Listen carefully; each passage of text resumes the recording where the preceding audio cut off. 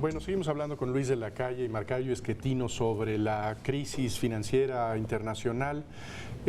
Y salía un poco a cuento hace un momento esta comparación con los 80s, en donde por varias partes del mundo había emergencias y crisis económicas que eran en general, digamos, señales de que los países subdesarrollados no sabían poner sus casas en orden, no tenían la capacidad de hacer sus cuentas, prever, pagar a tiempo.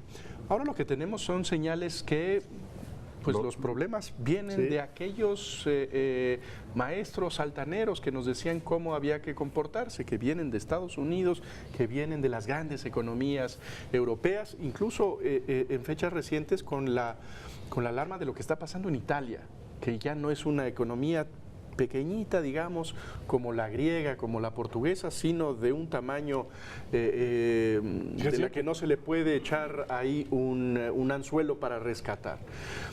Europa parece que nos está mandando señales de mayor preocupación de las que vienen de Estados Unidos, ¿no? Incluso yo creo que parte de lo que vimos el día de hoy es producto de los dos fenómenos. Es decir, porque al fin y al cabo la entrada del Banco Central Europeo al rescate de España e Italia supone una responsabilidad en términos, digamos, de lo que van a tener que asumir las generaciones venideras, enorme. O sea, si Grecia con 12 millones de habitantes o algo así supuso 160,000 millones de euros, pues no quiero imaginarme de cuánto va a ser el otro paquete, ¿no? Bueno, la deuda de Italia supera el 120% de su Producto Interno Bruto, y uno no debería preocuparse mucho porque es una economía grande, pero supera el límite del que hablaba yo en ocasión anterior, y adicionalmente hay que acordarse, Italia es uno de los países que más rápidamente están perdiendo población, que más viejos son ya, y este fenómeno es algo bien interesante. Estados Unidos no. Europa está perdiendo población y se va a envejecer muy rápidamente, no va a tener suficientes personas para sostener su economía y pagar su deuda. En Estados Unidos está ocurriendo lo contrario, Estados Unidos sigue creciendo y va a seguir creciendo porque nosotros estamos mandando también personal para que no se nos queden pues deshabitados en aquel país. Ese crecimiento poblacional estadounidense permite esperar que sí puedan pagar en el futuro. En Europa es más preocupante. Por eso el Banco Central Europeo debió haber entrado desde antes. Pero se estaban haciendo guajes, no querían comprar los bonos para no poner un mal ejemplo de que ellos iban a estar rescatando economías y que el dinero es de los alemanes, que son muy duros para esto, pero pues ya no les quedó más remedio que entrar completamente hoy a tratar de salvar algo, y pues es un día muy malo para entrar y las cosas pues de cualquier manera se hundieron, ¿no? El problema es que en 2008 empezamos con lo que se percibía como un problema financiero. Y mucha gente pensaba erróneamente que era un problema coyuntural, de liquidez en algunos casos, pero no de solvencia. Y hoy lo que estamos viendo es que tanto en Estados Unidos como en Europa, pero mucho más en Europa, el problema financiero coyuntural en realidad coincide con un problema estructural que no tiene una fácil solución. Porque el problema que tienes en Europa es doble. Por un lado es demográfico, o sea que el número de trabajadores que pagan impuestos, que pueden sostener al resto de la sociedad, a las pensiones, a los gastos en salud y al pago de la deuda es cada vez más pequeño, lo que les implica, para solucionarlo parcialmente, abrir las fronteras a la inmigración, pero tiene un problema enorme cultural, como hemos visto las últimas semanas con lo de Noruega y otros lados.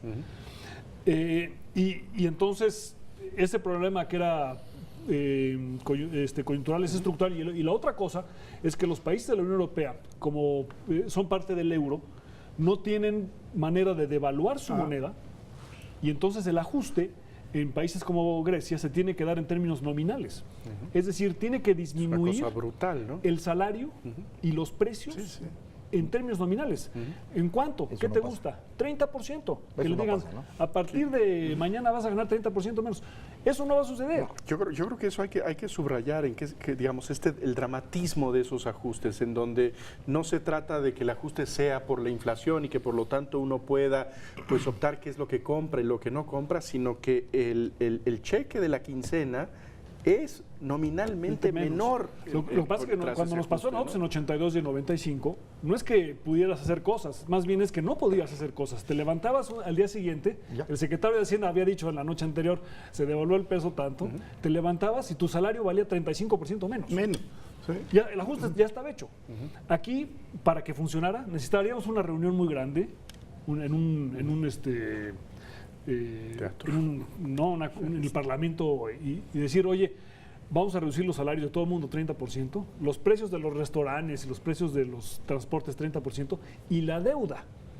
Tienes que reducir el valor de la deuda también en términos nominales para que el costo se reparta entre más actores. En la medida que el costo se trate de restringir solamente a un grupo, es insostenible y te provoca una cosa que no puedes procesar políticamente. De hecho, ya hay presiones desde el mercado para que eso ocurra. Es decir, a final de cuentas, las deudas de los países así se resuelven.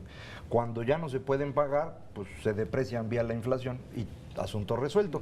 Eso es lo que ya está ocurriendo. Hay presiones inflacionarias cada vez mayores. Las decisiones de aumentar el circulante, de bajar las tasas de interés, pues llevaban en esa dirección.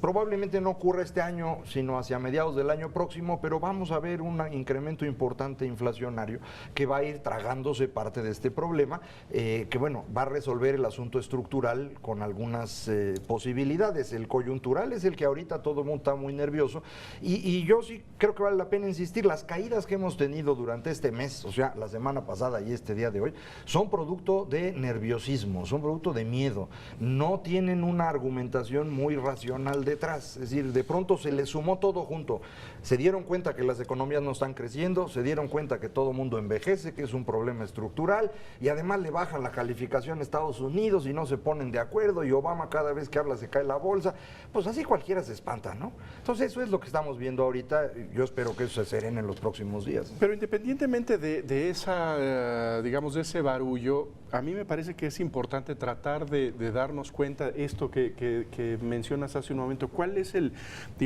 nudo estructural de la economía europea? ¿En dónde está, digamos, este atorón que hace que el ajuste sea muy complicado? Que no sea simplemente una cosa pasajera de confianza, pues no está tan sino complicado. que sí significa pues el modificar el funcionamiento de, digamos, de la economía y de esta relación del Estado con la sociedad de alguna Es manera. que hay tres maneras de solucionar el problema, digamos. Una es devaluar el valor de tus deudas, ya sea renegociándolas o a través de la inflación o a través de una devaluación o lo que fuera. Esa es una. La otra es disminuir las tasas de interés.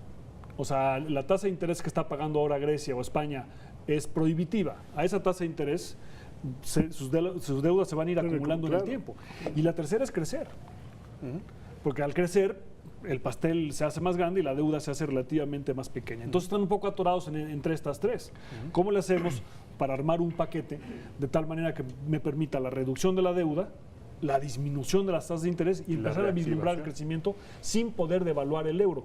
Porque la alternativa es salirse del euro y devaluarlo, y la devaluación te provee un espacio para poder crecer. Lo que requiere Grecia de alguna manera es ser un poco más barato para que los turistas alemanes, en lugar de irse a Turquía, se vayan a Grecia. Y hay una cosa aquí muy complicada, y es que a todo mundo le conviene ahorita devaluarse. Es decir, el euro podría resolver los problemas de buena parte de Europa devaluándose. Estados Unidos tiene que devaluarse, pero China no quiere que se devalúen, porque entonces tendrían que devaluarse ellos. Lo mismo ocurre con Japón. Entonces hay una tentación general de devaluación. Que a mí me parece que vale la pena regresarnos un poco en la historia para ver fenómenos similares. Y estamos viendo un fenómeno similar a lo ocurrido en los años 20 y 30.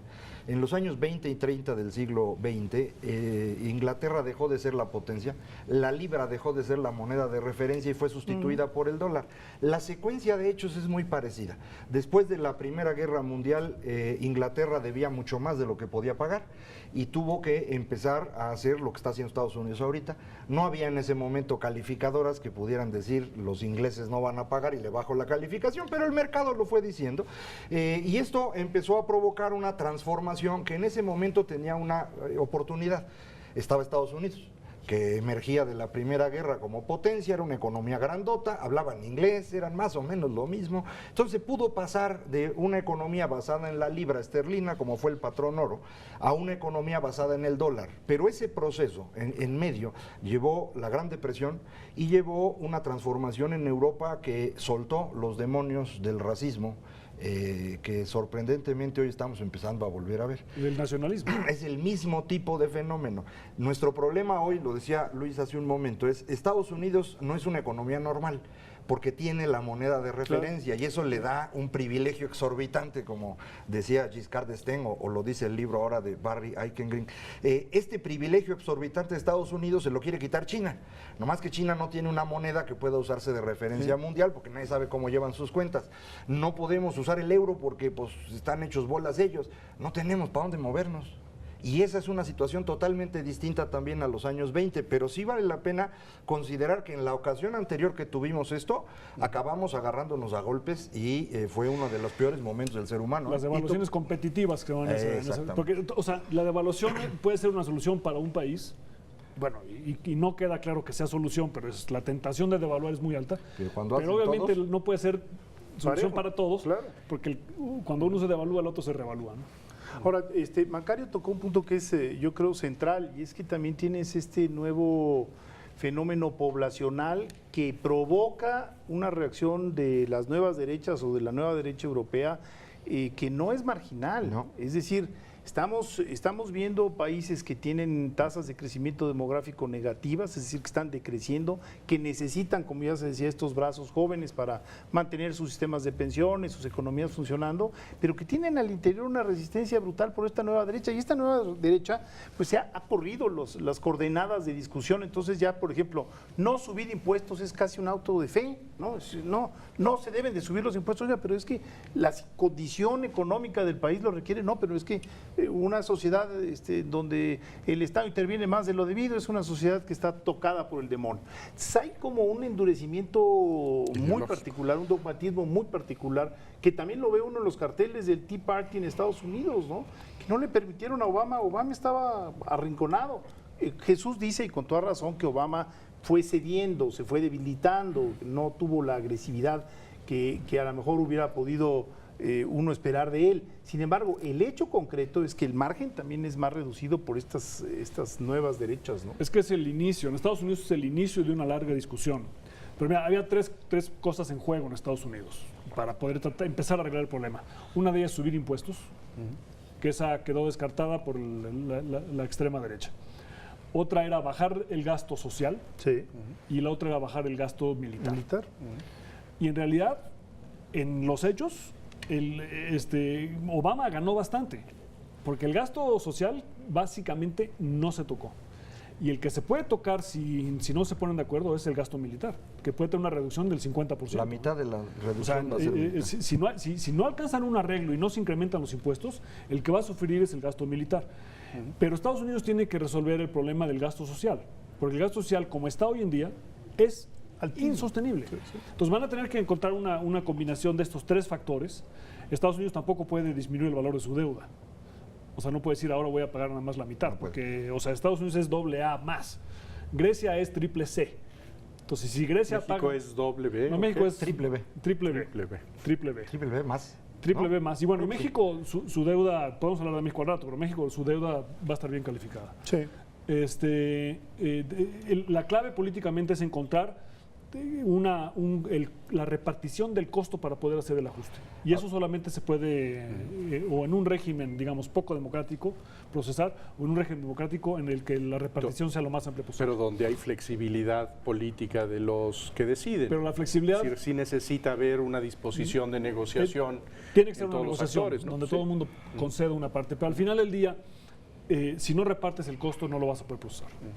Aquí una cosa que me parece que es muy interesante es si Estados Unidos decide disminuir gasto militar, mi referencia a los años 20 y 30 se vuelve todavía más grave, porque eso fue lo que hizo Inglaterra y eso fue lo que le dio el espacio a Alemania para empezar la Segunda Guerra Mundial. Entonces sí estamos hablando de una situación verdaderamente más complicada de lo que parece en primera instancia. Y yo creo que deberíamos tratar de entender estos fenómenos en una perspectiva más amplia, porque entonces entonces nos permiten ver lo que ocurre, por ejemplo, con el Tea Party. El Tea Party es extraordinariamente parecido al movimiento López Obradorista aquí en México. Ambos son resultados de una crisis financiera que trae un rescate bancario, que entonces hace que la gente esté molesta, y entonces lo que logra un líder es tener a un villano favorito, en nuestro caso es Salinas de Gortari, está fácil, pero el Tea Party tiene un villano favorito que se llama Barack Obama, al cual culpan de todos los problemas y se vuelven personajes que son antisistémicos. Y a lo mejor ya no nos acordamos aquí, pero en 2006, cuando la toma de posesión de Felipe Calderón, pues estuvimos al borde de que esto se nos desbaratara, porque había un grupo de personajes en la Cámara que intentaban que esto no funcionara. El Tea Party es igualito, la calificación. El Tea Party es exactamente lo mismo, y están haciendo que la democracia estadounidense se enfrente a un dilema como el que nosotros vivimos en 2006, del que afortunadamente salimos con bien, pero yo no estoy seguro si aquellos pueden administrarlo. No está fácil, ¿eh? No está fácil. Hay una gran diferencia, que es que, digamos, una de las cosas notables de este movimiento es que es un movimiento, hasta el momento podría decirse, sin una cabeza clara. Exacto. Hay personajes que son emblemáticos, que son cierta referencia. Pero les podemos mandar a López Obrador, no es un... Esa podría ser Esa es una solución. Pues sí. No sé si alguna personaje vaya a surgir, digo alguna, perdón, porque estaba yo pensando en Sarah Palin, que había logrado arrancar inicialmente. Ahora hay una diputada que también tiene mucha presencia como potencial líder de ese grupo, pero nos estamos moviendo en estas dinámicas que empiezan a ser el borde de la civilización, pero yo creo como que, estuvimos hace yo creo muchos que años. lo que vale la pena registrar es, digamos, la presencia cada vez más visible de actores políticos que juegan, digamos, con cierta ambigüedad y en la frontera de la en Estados Unidos, ¿no? Y en Europa, también, ¿no? Pues Yo creo que 25% es derecha extrema, ¿no? Yo creo que hay que tomar nota de esto. La polarización de la discusión pública, ¿no? Claro. O sea, en Estados Unidos ha habido en los últimos años, y se ve en la televisión y en la radio y se lee en los medios, una extremada polarización de los puntos de vista. Entonces todo se ve desde la perspectiva del otro. Y entonces es muy difícil tener una discusión, objetiva y razonable, ¿no? Pero al final del día van a tener que encontrar el camino.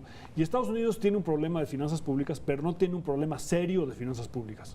O sea, su pirámide demográfica, como se llama Macario al principio, es suficientemente robusta para no tener un déficit gracias a de nosotros, trabajadores. Gracias a nosotros. Aunque el INEGI anunció el día de hoy en la mañana que la migración neta en el primer trimestre había sido 0. Sí. Ya no exportamos mexicanos, pero ya habíamos colocado 13 millones. Eso hay que contar y se reproducen más rápido que ellos. Pero los americanos además tienen una tasa de natalidad suficientemente alta para no tener el problema que tiene Europa, y no se diga el que tiene Japón, ni el que va a tener China. Que China es muy grave. Estados Unidos, además por la enorme flexibilidad de esa economía y su solidez y las instituciones de excelencia que tiene un problema de mediano plazo. En cambio, la Unión Europea, sobre todo la parte sur de la Unión Europea, tiene un problema estructural de mucho mayor difícil solución. Y ahora, estas instituciones sólidas de Estados Unidos han sido sólidas porque ha habido personajes con altura de miras. Cuando la elección de Al Gore y George Bush quedó prácticamente empatada, dependiendo del estado de Florida, donde todo el mundo metía mano en las maquinitas de votación, Gore tuvo la capacidad de decir, está bueno, tú ganaste. Y no hubo que irse a la Suprema Corte, que si se hubieran ido hubiera sido un drama constitucional, porque no tienen nada anotado. Yo no quiero ver en noviembre del año que entra una elección en la cual queden prácticamente empatados alguien del Partido Republicano y Obama, porque entonces a lo mejor no tenemos la misma altura de miras. Yo no creo. Yo creo que el debate que hubo en Estados Unidos en las últimas semanas es precisamente lo que pensaron los fundadores de Estados Unidos, su sistema de división de poderes y de pesos y contrapesos. Y el espectáculo que vimos es parte de este proceso, el inicio del proceso de cómo Estados Unidos va a empezar a pensar cómo debe ajustarse. La solución, por ejemplo, para ellos quizás sea tener un impuesto al valor agregado nacional, pero eso requiere un, digamos, movimiento político de tal magnitud para que políticamente sea procesable. Y sin una discusión pública nunca va a haber la voluntad de hacerlo. Entonces, quizá la única manera en la que Estados Unidos pueda empezar a pensar en soluciones innovadoras y costosas sea precisamente a través de un espectáculo como el que estamos viendo. Y que el Partido Republicano se fortalezca y vaya haciendo chiquito al Tea Party, ¿no? Para que tengas este espacio. Bueno, tenemos que hacer un corte. Vamos a un corte y regresamos a seguir platicando con Macario Schettino y Luis de la Calle.